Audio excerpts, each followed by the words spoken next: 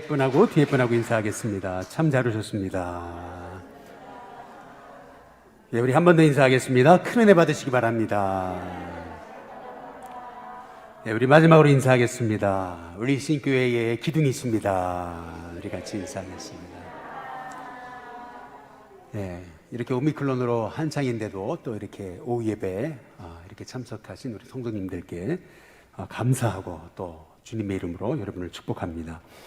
오늘 우리 오후 예배는 오남선교회에서 이렇게 함께 기도하면서 우리가 함께 이렇게 귀한 사역에 동참하고 있는 우리 스리랑카에 선교하시는 우리 정승은 선교사님이 오셔서 오늘 말씀을 전해주시게 됐습니다. 우리 정승은 선교사님은 우리 이현주 선교사님과 함께 지금 동역가지고 계시고요. 스리랑카의 감리교단에서 지금 교단 사역을 이제 하고 계십니다. 우리 저 뒤에 우리 김기주 장로님, 상동교회 장로님이시죠? 잠깐 일어나시면은 우리 환영의 박수 한번 같이 하실까요? 예, 감사합니다. 예, 우리 김기주 장로님 아드님이세요. 예, 그래서 근데 어떻게 우리 이현주 선교사님하고 이렇게 함께 이제 사명을 이제 감당하시고 계시는 참 귀한 분인데요. 전에 제가 이제 스리랑카에 이제 가서 이제 우리 선교팀원하고 가서 이제 선교를 할 때 우리 목사님을 이제 처음 뵀어요. 그런데 너무 이렇게 좋으셔서 그래서 언젠가 우리 일신교회하고 같이 이렇게 사역을 함께 했으면 좋겠다. 이제 이런 생각을 갖고 있었는데 알고 보니까 우리 또 김기주 장로님 또 아드님이시고 이제 그렇게 되더라고요. 그래서 이제 올해부터 우리가 오남선교회에서 함께 이렇게 동역해서 이제 사역을 하게 됐어요. 예, 오늘 함께 이제 귀한 말씀 들으실 텐데 뭐 자세한 내용은 우리 선교사님 통해서 이제 들으시면 좋을 것 같고요. 이제 나오실 때 우리 오른손을 들어서 할렐루야로 우리 같이 환영하시겠습니다. 할렐루야. 감사합니다.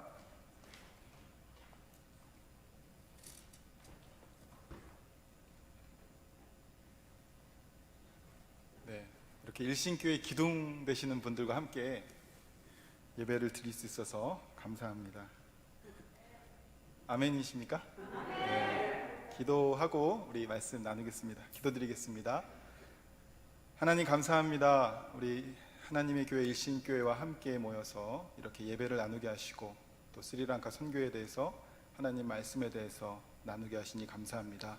오후 시간 이 하나님 말씀 들을 때에 성령께서 우리 가운데 함께 하셔서 하나님의 귀한 말씀, 일신교회에 꼭 필요한 말씀이 이 강단을 통해서 선포될 수 있도록 역사하여 주시옵소서.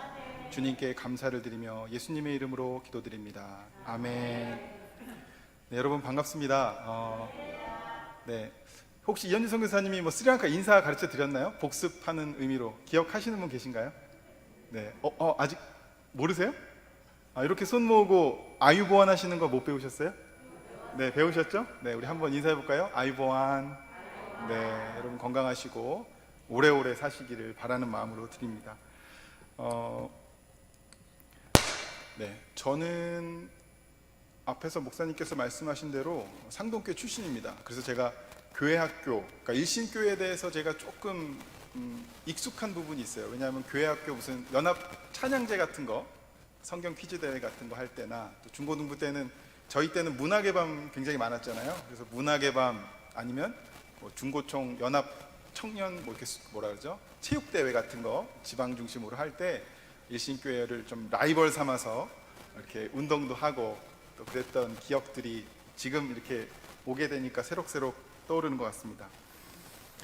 먼저 여러분 스리랑카 지금 상황에 대해서 간단하게 설명드리고 우리 말씀 나누겠습니다. 스리랑카 여러분 잘 아시다시피 섬나라인데요. 스리랑카는 경제를 이렇게 움직이는 두 축이 있습니다. 한 가지는 관광 산업이고요. 한 가지는 홍차입니다. 여러분 실론티라는 말 많이 들어보셨죠?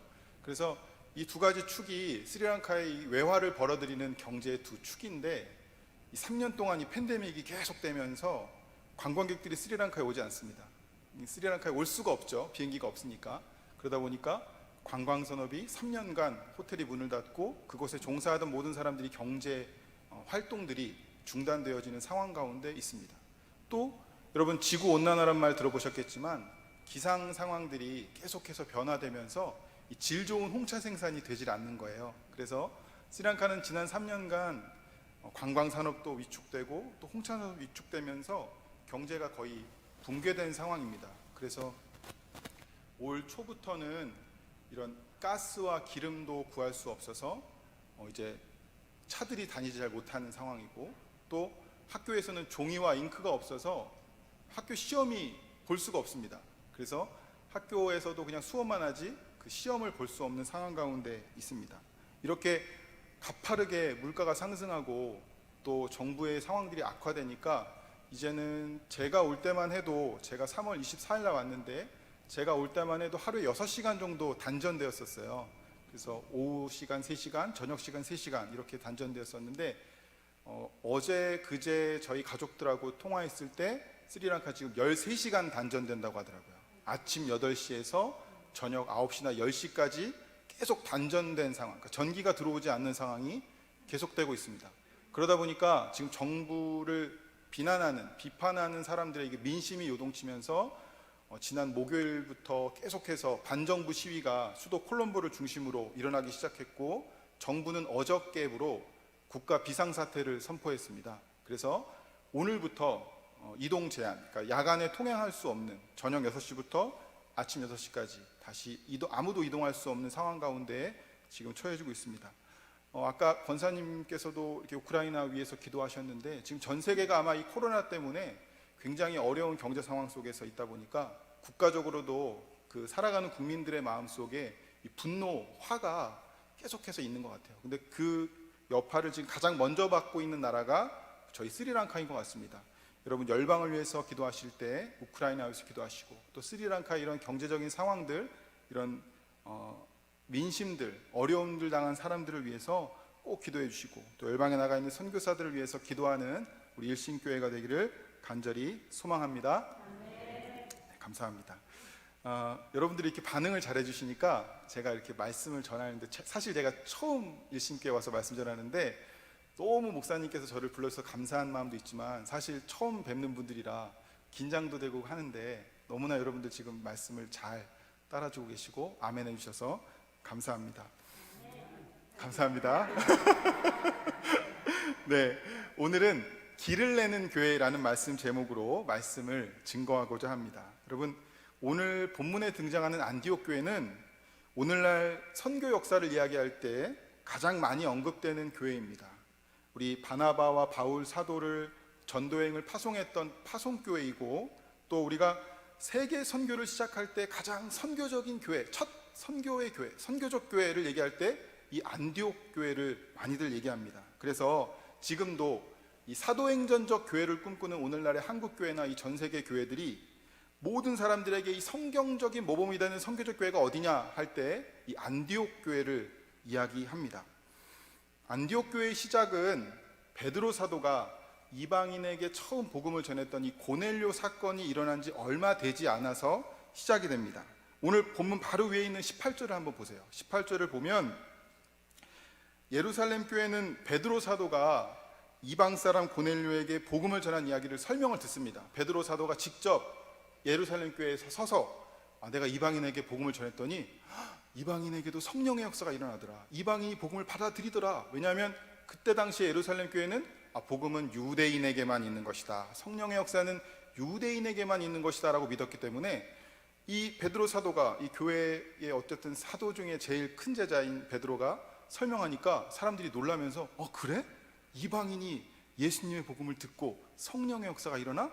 깜짝 놀라면서 그들이 고백하는 말씀이 18절입니다. 여러분 18절을 보면 그들이 하나님께 영광을 돌리면서 하나님께서 이방인에게도 생명을 얻는 회개를 주셨도다 라는 고백을 하는 장면이 등장합니다. 그리고 나서 19절에 그때에 라는 단어로 시작하는 이 19절 말씀에서는 스데반의 순교 위에 흩어져 있던 무명의 선교사들이 안디옥 지역에 가서 복음을 전하기 시작합니다. 이 무명의 선교사들은 처음에는 이 복음을 유대인에게만 전했다고 말씀하고 있습니다. 우리가 예루살렘 교회의 사람들이 믿었던 것처럼 가서 유대인에게만 말씀을 전했습니다. 그런데 20절과 21절을 여러분 보시면 안디옥 교회에 있는 이방인에게도 복음을 전하기 시작했고, 놀랍게도 수많은 사람들이 믿고 죽게 돌아오는 역사를 그들이 경험하기 시작합니다. 우리가 복음을 전했는데 처음엔 유대인에게만 전했어요. 근데 이방인에게 전했어요. 헬라인에게 전했더니 그들이 반응을 해요. 우리와 동일한 성령의 역사와 교통을 경험해요. 이게 뭐지? 놀라면서 그들 가운데 이 도시에 처음으로 이방인 중심의 교회가 세워지게 됩니다. 당시 안디옥은 동과 서를 연결하는 교통의 요충지로 그때 당시에 상당히 큰 대도시였다고 합니다. 교통의 요충지답게 많은 이방인들이 있었고, 그곳에 복음이 전해지자 최초의 이방인 중심의 교회가 세워지게 된 것입니다.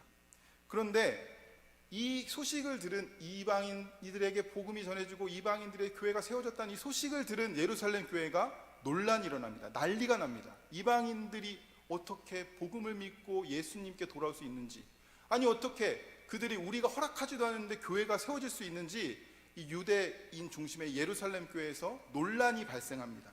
그래서 예루살렘 교회 입장에서는 당연히 그들의 신앙과 이 교회가 정말 예수를 믿는 교회가 맞는지를 점검할 필요성을 느꼈습니다.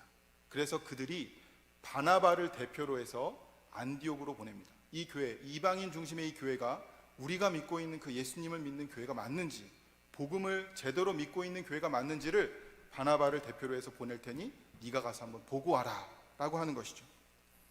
바나바는 구브로 섬 출신의 레위 사람으로 이방 문화 속에서 자랐기 때문에 이방인에 대한 이해가 있던 사람입니다. 당시 예루살렘 교회에서 이 유대 문화에 익숙했던 다른 제자들을 보내지 않고 이방 문화에 익숙했던 바나바를 보낸 것을 우리는 주목하여 볼 필요가 있습니다. 여러분, 과거의 선교사들 중에는 그러니까 선교사 자신의 문화만이 우월하다고 생각하기 때문에 복음을 전하러 간 나라 사람들이 굉장히 미개하다, 너네들은 굉장히 미개하고 그래서 가난하고 복음을 알지 못하기 때문에 너희들은 다 죄인이라고 생각하는 그런 잘못된 편견 속에 있던 선교사들이 있었습니다. 그래서 이렇게 선교사가 선교지에 대해서 잘못된 편견을 가지고 복음을 전하기 시작하면 복음의 문은 자동적으로 닫히게 됩니다. 예를 들어서 스리랑카 사람들이, 우리 윤동규 목사님도 와보셨겠지만 스리랑카 사람들이 이렇게 손으로 밥을 먹죠. 그리고 왼손으로는 자기 용변을 물로 이렇게 처리합니다. 그래서 오른손으로는 밥을 먹고 왼손으로는 화장실을 사용하죠. 근데 제가 한국 사람으로서 보니까 너무 비위생적이고 너무 더러워요. 그래서 야, 안 돼. 야, 숟가락으로 밥을 먹고 물티슈로 엉덩이 닦어 라고 말한다면, 그 스리랑카 사람들이 처음에 복음을 받아들이기 전에 이미 그들의 마음속에 저 선교사는 우리의 문화를 존중하지 않는구나, 저 사람은 우리를 존중하지 않는구나 라는 생각을 하게 된다는 것이죠. 선교사는 기본적으로 선교지에 대한 사람들과 문화에 대한 존중함이 있어야 합니다. 이런 면에서 바나바는 최적의 조건을 가진 사람이었습니다. 바나바는 선한 사람이었고 이방 문화에 대한 깊은 이해와 존중하는 마음을 가진 사람이었던 것이죠. 우리 23절 말씀을 함께 읽겠습니다. 23절 읽겠습니다. 시작. 그가 이르러 하나님의 은혜를 보고 기뻐하여 모든 사람에게 굳건한 마음으로 주와 함께 머물러 있으라 권하니. 여러분, 말씀을 보면 이 바나바가 안디옥에 가서 그들의 신앙을 살펴보고 그곳에 하나님의 은혜가 있음을 확인하였고 기뻐하면서 함께 그들과 머물렀다라고 기록하고 있습니다. 이러한 바나바에 대한 성경적인 평가는 착하고 성령과 믿음이 충만한 사람이었다라고 기록하고 있습니다. 여러분, 착한 사람은 인품을 말합니다. 성령과 믿음이 충만한 것도 정말 중요하지만 복음이 전파되려면 우선 전파하는 사람이 착해야 합니다. 아멘입니까? 네, 착해야 합니다. 여러분, 전도하시려면 여러분이 착해야 돼요. 여러분이 지금 태신자 전도운동 하고 있죠? 여러분, 태신자 하려면, 관계 전도하시려면 여러분이 그 사람에게 좋은 착한 사람이 되어야 합니다. 먼저 그래야만 그 사람에게 여러분 복음을 전할 때 그래, 집사님이 나한테 이렇게 선물도 주고 나를 위해서 기도하고 저 사람 내가 평소에 지켜보니까 좋은 사람이야. 그래, 저 사람이 믿는 하나님이면 나도 믿고 싶어 라는 마음이 생기는 거죠. 그래서 바나바는 성령도 충만하고 믿음도 충만하지만 착한 사람이었다는 것을 우리가 주목해야 합니다. 여러분, 바나바는 그런 사람이었기 때문에 열린 눈을 가지고 있었습니다. 성령의 열린 눈으로 안디옥 교회를 바라본 것이죠. 만약에 바나바가 성령은 충만한데 성품은 굉장히 안 좋은 사람이었다면 안디옥 교회를 어떻게 보았을까요? 여러분, 그런 유대인의 관점으로 안디옥 교회를 바라봤다면, 그런 잣대로 어떤 규정으로 안디옥 유대인의 전통으로 안디옥 교회를 봤다면 안디옥 교회는 문제투성이었을 것입니다. 믿음의 뿌리를 내지 못한 이 신앙 공동체이다 보니까 부족한 점도 많았을 것입니다. 그러나 바나바는 착하고 성령이 충만한 사람이었기 때문에 안디옥 교회에서 하나님의 은혜를 보았고 기뻐하며 그들을 격려하였습니다. 그 후에 그는 그들과 함께 하면서 안디옥 교회를 이끌어갑니다. 여러분, 24절 후반부에 보면 이에 큰 무리가 죽게 더하여지더라 라고 고백하고 있습니다. 여러분, 이러한 바나바가 전 세계 교회 역사에서 가장 결정적으로 행한 위대한 일이 있다면 그것은 바울을, 정말 자기 고향 다소 땅에서 칩거하고 있던 이 바울을 발탁해서 하나님의 제단에 세운 것입니다. 여러분, 25절과 26절 말씀 우리 함께 읽겠습니다. 25절과 26절 말씀 시작. 바나바가 사울을 찾으러 다소에 가서 만남에 안디옥에 데리고 와서 둘이 교회에 1년간 모여 있어 큰 무리를 가르쳤고 제자들이 안디옥에서 비로소 그리스도인이라 일컬음을 받게 되었더라. 아멘. 여러분, 이 안디옥 교회가 급성장하니까 이 바나바가 함께 일할 사람을 찾습니다. 왜냐하면 혼자서는 이 엄청난 규모의 이 성도들을 이렇게 가르치고 교육할 수 없기 때문에 안디옥에서 함께 일할 사람을 찾는데 그가 생각해낸 사람이 바로 자신이 과거에 추천했던 바울이었습니다. 회심 후에 오랜 시간 자기 고향 다소에서 하나님의 때를 준비 중이던 바울을 직접 찾아가서 안디옥으로 데리고 옵니다. 쉽게 말하면 청빙하는 것이죠. 여기서 우리는 다시 한번 이 바나바의 겸손과 교회를 향한 사랑을 느낄 수 있습니다. 바나바는 오로지 하나님의 교회와 하나님의 복음만 생각하는 사람이었습니다. 자신의 위치나 자신의 유익을 생각하지 않고 사심없이 바울을 데리고 옵니다. 여러분, 사실 이게 정말 쉽지 않은 일입니다. 자기보다 젊고 유능하고 또 출신 성분마저 좋아요.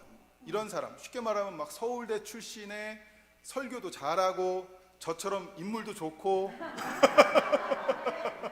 네? 그런 분을 이제 윤동기 목사님 너무 젊으시니까 안 되고 나이 드신 어떤 목사님이 이렇게 모시고 오는 거예요. 자기 교회로. 여러분, 이게 대단한 일이죠. 왜냐하면 나이 드신 목사님이 자기 교회에 젊고 유능한 목사님 모시고 오는 거니까요. 여러분, 게다가 이 두 사람은 성향도 달랐습니다. 여러분이 잘 아시겠지만 성경 읽어보면 성향이 완전히 달라요. 바나바는 차분하고 따뜻한 성품을 가졌고 인품이 이렇게 따뜻하게 격려하는 사람이었죠. 근데 바나바는 그렇지 않습니다. 바나바는 아주 복음의 열정이 가득했고 아주 뜨거운 사람이었습니다.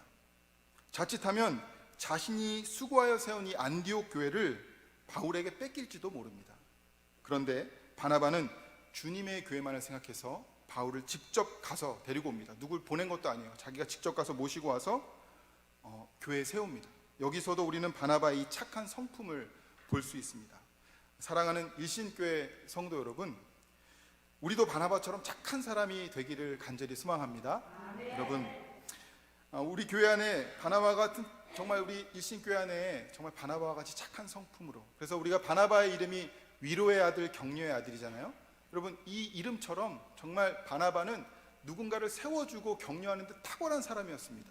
이런 사람들이 더욱 많아질 때 우리 일신교회가 이 팬데믹 상황 속에서도 하나님 안에서 부흥하고 하나님 안에서 유명한 주님의 교회가 될 줄로 믿습니다. 그리고 이러한 바나바의 결정이 2000년 교회 역사에서 얼마나 큰 변화를 가져오는지 우리는, 오늘을 살고 있는 우리는 너무나도 잘 알고 있습니다. 고향 다소에 칩거 중이던 바울을 바나바가 다시 세우지 않았다면, 바나바가 직접 찾아가서 이렇게 모시고 오지 않았다면 교회 역사는 달라졌을 것입니다. 어쩌면 유대교처럼 유대인 중심의 민족 종교로 끝났을지도 모릅니다. 그냥 유대교에서 그냥 예수님을 좀 믿는 사람들로 끝났을지도 모릅니다. 왜냐하면 그들이 처음에는 유대인에게만 복음을 전했거든요.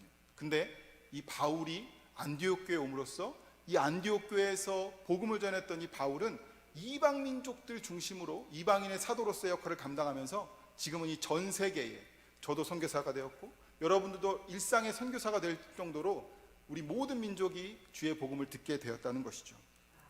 여러분, 다시 말씀으로 돌아와서 이렇게 하나님의 때를 준비한 바울이 합류하면서 안디옥 교회는 급격하게 더욱더 부흥합니다. 어느 정도 부흥하냐면 그 안디옥 교회 주변에 있던 사람들, 안디옥의 도시 사람들이 처음으로 교회를 향하여 그리스도인이야, 저들은 그리스도인이야, 저들은 예수의 길을 따르는 사람들이야, 저들은 예수를 믿는 사람들이야 라고 그리스도인이라고 칭했다라고 할 정도로 부흥한 것입니다. 여러분, 이 부흥의 역사에는 바나바의 겸손과 바울의 열정이 만나서 이렇게 시너지 효과가 일어난 것이죠.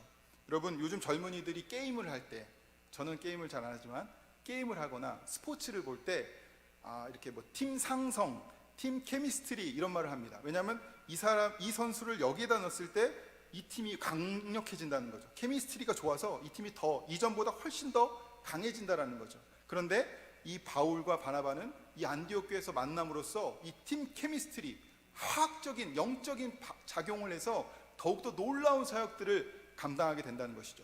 바나바와 바울은 다양한 다른 은사들을 가지고 있었지만 이들이 성령 안에서 하나 될 때 놀라운 교회 역사의 부흥이 이 안디옥 교회에서 일어난다는 것을 여러분들이 꼭 기억하시기 바랍니다. 이처럼 위로와 격려의 은사를 가진 바나바, 또 분명한 복음 선포를 가졌던 바울이 만나서 교회가, 안디옥 교회가 놀랍게 부흥하기 시작합니다. 그들은 1년 동안 이곳에 머물면서 엄청난 부흥을 경험합니다. 이제 13장으로 넘어가면 이렇게 부흥하고 잘 나가던 안디옥 교회를 성령 하나님께서 그 바닥을 흔드는 체험을 하게 하십니다. 여러분, 이제 부흥한 지 1년밖에 안 된 이 안디옥 교회의 상황을 우리 함께 읽어보도록 하겠습니다. 13장 1절부터 3절까지 말씀인데요, 제가 1절 읽고 여러분이 2절 읽고 함께 3절을 읽겠습니다.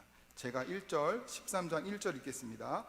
안디옥 교회 선지자들과 교사들이 있으니 곧 바나바와 니게르라 하는 시므온과 구레네 사람 루기오와 분봉왕 헤롯의 젖동생 마나엔과 및 사울이라.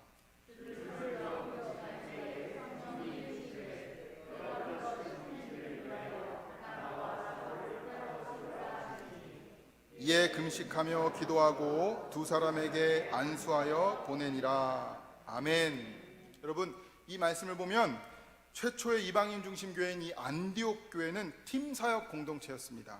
여러분, 바나바, 바울, 시므온, 루기오, 마나인 이 5사람이 함께하면서 공동 목회를 한 것이죠. 여러분, 예루살렘 교회도 여러분 생각해 보시면 12제자가 함께 팀 목회를 했습니다. 팀 사역을 했습니다.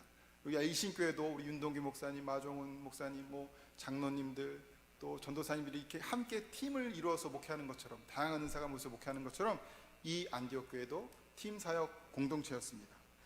끊임없이 가르치고 배우는 공동체였기 때문에 1절 말씀처럼 선지자와 교사들이 있었습니다. 그리고 2절과 3절에 나타나듯이 예배와 기도에 전념하는 공동체였습니다. 제가 오늘 목사님께 잠깐 이렇게 차담회를 하면서 목사님 오후 예배 이렇게 세우셔서 감사합니다. 제가 감사하죠 그러시는데, 제가 요즘은 목사님 선교사들이 나와도 교회들이 오후 예배를 안 드려서 이렇게 말씀 전할 기회가 별로 없더라고요. 근데 일신교회는 오후 예배도 있고 보니까 공적 예배가 굉장히 많더라고요. 그래서 윤동기 목사님 그러시더라고요. 저희는 코로나와 상관없이 기도와 이 말씀, 예배에 정말 충실하게 예배를 줄이지 않고 그냥 모든 예배를 다 드리고 있습니다. 모이지 않든 모이든 저희는 그렇게 하고 있습니다 라는 말 들으면서 제가 좀 도전을 받았었는데요, 어쨌든 이 안디옥 교회도 말씀과 기도에 전념하는 공동체였습니다. 제가 13장 2절 말씀을 여러분 공동번역 성서로 한번 읽어드릴 테니까 한번 들어보십시오. 13장 2절 말씀입니다. 그들이 주님께 예배를 드리고 단식하고 있을 때에 성령께서 나를 위하여 바나바와 사울을 따로 가려내어라. 내가 그들을 불러 시킬 일이 있다 하고 이르셨다. 여러분, 이처럼 모든 선교의 출발점은 예배입니다. 그들이 예배를 드리고 있을 때 성령께서 말씀하시는 것이죠. 예배는 선교 파송의 출발점입니다. 오늘날 우리가 여러분 주일날 예배를 드리면 주의 종이 여러분들을 세상으로 파송의 말씀을 전하면서 세상으로 여러분을 파송하잖아요. 이것처럼 복음의 파송을 받은 우리는 각자의 삶의 자리에서 복음을 전하는 일상 선교사의 삶을 살아가게 됩니다. 찬송가 505장의 고백처럼 전하고 기도하고 매일 증인되는 삶이 우리의 삶입니다. 여러분 한번 불러볼까요? 전하고 기도해 매일 증인되리라. 세상 모든 사람 다 듣고 그 사랑 알도록. 아멘. 이 고백처럼 전하고 기도하고 매일 증인되는 삶이 바로 선교적인 삶입니다. 이게 뭐 선교사만 선교하는 거 아니에요, 여러분. 여러분이 일상 선교사로서 이 태신자 전도운동 기간에, 이 사순절 기간에 여러분이 내가 선교사다라는 자의식을 가지고 상대방을 만나십시오. 이웃을 만나시고 전도 대상자를 만나시기 바랍니다. 여러분 다시 한번 강조하지만 예배는 선교의 출발점이고 그 선교의 주체는 바로 성령님이심을 꼭 기억하시기 바랍니다. 이에 그들은 13장 3절을 보면 제가 공동번역 성서로 또 한번 읽어드리겠습니다.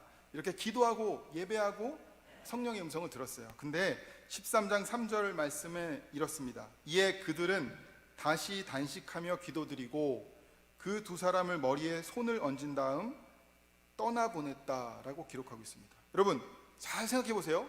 2절에서 이미 그들은 예배하고 금식하면서 성령님의 음성을 들었는데 또다시 금식하면서 기도하는 이유가 무엇일까요? 분명히 성령님이 말씀하셨어요. 근데 또다시 그들이 금식하며 기도하고 있었습니다. 그 이유가 무엇일까요? 그 이유는 성령님이 지목한 사람이 너무나도 충격적인 사람이기 때문입니다. 성령님이 지목하신 바나바와 바울은 안디옥 교회 담임 목사들이에요. 교회 리더들이 금식하면서 예배를 드리고 있는데 성령님이 그러시는 거예요. 얘들아, 윤동규 목사와 마종훈 목사를 따로 세워라. 내가 그들을 나의 일을 위해서 택하여 보낼 것이다 라고 말씀하시는 거랑 똑같은 겁니다. 여러분, 그러자 교회 지도자들이 깜짝 놀라서 바나바 바울 목사님이요? 라고 말하고 있는 것입니다. 아니, 지금 우리 교회에서 가장 중요한 바나바 바울 목사님을요? 라고 그들이 되묻고 있는 겁니다. 그래서 그들이 다시 단식하고 기도하고 있는 것이죠. 이 성령님의 말씀은 이제 1년 된 신생교회에게는 너무나 충격적인 말씀입니다. 여러분, 그들에게 너무나 중요한 사람을 지금 당장 안수해서 보내라니, 그들에게는 정말 인간적으로 고민된 말씀이죠. 여러분이 본문에 나타나진 않지만 이 성령의 음성을 들었던 이 안디옥 교회 지도자들의 이 인간적인 고민, 이 충격을 한번 영적으로 상상해 보시기 바랍니다. 게다가 잠깐 떠나는 것도 아니에요. 뭐 그냥 한 달, 두 달 전도여행 갔다 오는 거 아니에요. 뭐 윤동규 목사님의 스리랑카 뭐 일주일, 이주일 이렇게 전도여행 갔다가 돌아오시는 거 아닙니다. 여러분, 이 전도여행, 이들의 바나바 1차 전도여행은 45년에 출발해서 49년에 돌아옵니다. 즉 약 4년에서 5년 아주 긴 시간을 안디옥 교회를 떠나 있어야만 하는 거예요. 이러한 성령님의 명령은 안디옥 교회 공동체뿐만 아니라 이 부르심의 당사자인 바울과 바나바에게도 엄청난 영적인 도전이었을 것입니다. 이 성령님의 뜻에 순종할 수 있도록 바울과 바나바도 금식하면서 기도해야만 했습니다.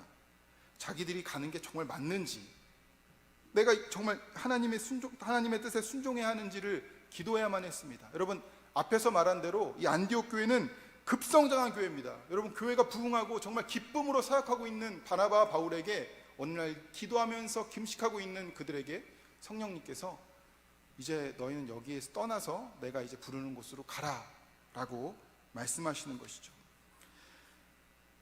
심지어는 자기들이 가는 길이 더 좋은 목회지나 평탄한 길도 아닙니다. 더 큰 교회로 가라는 것도 아니에요. 우리는 이미 성경을 통해 알고 있듯이 이 바울과 바나바는 이 전도여행 내내 수많은 박해와 고난을 경험하게 됩니다. 수많은 채찍질과 죽이려고 하는 사람들을 피해 다녀야 하는 상황이에요. 그런데도 이 바울과 바나바는 이 순종의 길을 걸어가기 시작합니다. 여러분, 이런 맥락에서 바나바와 바울이 다시 금식하고 기도한 것입니다.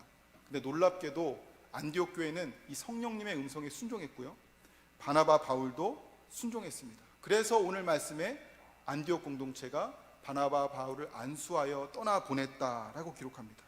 여러분, 그때 파송했을 때 그 장면을 한번 상상해 보세요. 교회, 안디옥 교회 공동체가 얼마나 많은 눈물을 흘렸을까요? 떠나는 바나바 바울의 마음도 여러분이 한번 생각해 보시기 바랍니다. 하지만 그들이, 안디옥 교회가 하나님의 말씀, 성령의 말씀에 순종했기 때문에 세계 복음의 길이 열리기 시작합니다. 하나님의 뜻에 순종한 이 안디옥 교회를 통해서 세계 선교의 첫걸음이 바로 이 안디옥 교회를 통해서 이 사도행전 13장 말씀에서 시작되고 있습니다. 또 우리가 하나 주목해야 할 것은, 하나님은 복음을 위해서 가장 탁월한 일꾼을 뽑아서 파송하셨다는 것입니다. 여러분, 교회를 아주 성장시킬 만큼 탁월했던 이 바나바와 바울을 하나님께서 안정적인 안디옥 교회에 두지 않으시고, 하나님 보시기에 이제 안디옥 교회는 됐다, 그럼 이제 내 복음이 더 필요한 것이 어디지? 하나님의 눈으로 보니 이들을 안디옥 교회에 두지 않으시고 더 어려운 지역으로, 복음이 정말 필요한 지역으로 그들을 사용하신다라는 것이죠.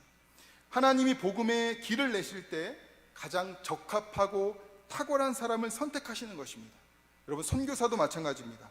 인품이 좋고 성품이 좋고 성령과 믿음이 충만한 사람들을 선택해서 하나님이 선교지로 파송하는 것입니다. 그렇게 교회 공동체에 입증된 사람들이 파송될 때 선교의 역사, 선교지의 역사가 더 훌륭하게 일어나는 것이죠. 사랑하는 일신교회 성도 여러분, 역사를 공부하는 사람들이 제국의 흥망성쇠를 예로 들 때, 그러니까 수많은 제국들이 있었잖아요. 흥망성쇠의 예를 들 때 사람들이, 역사학자들이 많이 예로 드는 것이 로마의 길과 중국의 만리장성입니다. 로마는 가는 곳마다 길을 내어서 로마로 길을 통하게 만들었고 그 힘으로 제국을 아주 오랜 시간 유지했습니다. 반면에 중국은 외부의 침입을 막기 위해서 오랜 기간 이 만리장성을 쌓느라고 힘을 다 쓰다 보니까 이 제국들이 오랜 기간 유지되지 못했다는 것이죠. 번번이 다른 나라의 침략으로 이 제국이 무너졌다는 것입니다. 이를 교회에 대입해보면 어떨까요? 성을 쌓는 교회와 길을 내는 교회로 말이죠. 성을 쌓는 교회, 길을 내는 교회. 성을 쌓는 교회는 교회의 자원을 계속해서 자신들의 공동체를 화려하게 꾸미는 것에 사용합니다. 더 큰 성전을 짓고 땅을 사서 멋지게 기도원을 짓고 묘지들을 세웁니다. 이와는 반대로 길을 내는 교회는 교회의 자원을 계속해서 복음을 위해서 사용하는 교회입니다. 복음이 필요한 곳에, 하나님의 마음이 있는 곳에 교회의 자원과 에너지를 사용하는 교회입니다. 제가 일신교회 이 주보를 보다가 놀랐습니다. 엄청나게 많은 선교지와 선교 후원들을 하시더라고요. 그래서 일신교회는 참 이 복음의 길을 내는 교회구나 라고 그런 마음이 생각이 들었습니다. 윤동규 목사님은 저한테 좀 미안해 하시더라고요. 제가 목사님, 이 팬데믹 상황에서 선교사들이 후원이 줄고 있는데 저는 목사님하고 인간적인 관계도 없는 사람을 이렇게 후원해 주시는데 너무너무 감사하다고 말을 했었던 기억이 있는데요. 여러분, 성을 쌓는 교회와 길을 내는 교회, 이 두 종류의 교회 중에 하나님께서 원하시는 교회, 하나님이 기뻐하시는 교회는 어디일까요? 여러분, 사도 바울도 로마 제국이 길을 닦아 놓았기 때문에 빠른 시간 안에 복음을 전파할 수 있었듯이 하나님의 교회는 계속해서 복음의 길을 내야 합니다. 지금 어느 지역이 복음이 막혀 있는지, 어느 지역에 하나님의 마음이 있는지, 어떤 곳에 하나님의 복음이 필요한지를 예민하게 보고 그들의 그 길에 복음의 길을 내는 교회들이 되어야 합니다. 안디옥 교회와 같이 복음을 위해서 길을 내는 교회, 또 교회의 가장 소중한 자원, 사람을 하나님께 봉헌해서 파송하는 교회, 그리고 바로 안디옥 교회와 같이 성령님의 음성에 순종하는 우리 일신교회가 되기를 주님의 이름으로 축복합니다. 기도드리겠습니다.